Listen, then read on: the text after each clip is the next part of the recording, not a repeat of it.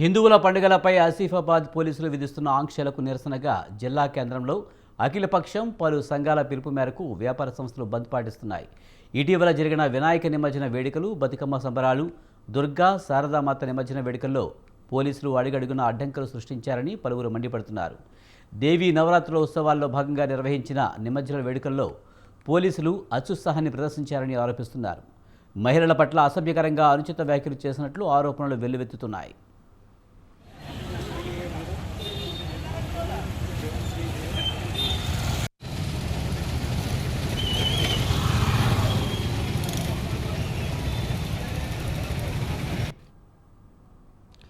దీంతో పాటు మరుసటి రోజు పలువురిపై కేసు నమోదు చేయడంతో పాటు ఉత్సవాల్లో ఏర్పాటు చేసిన డీజేలను పోలీస్ స్టేషన్కు తరలించి కేసులు పెట్టడంతో రాజకీయ పార్టీల నాయకులు, పలు సంఘాల నాయకులు మండిపడుతున్నారు.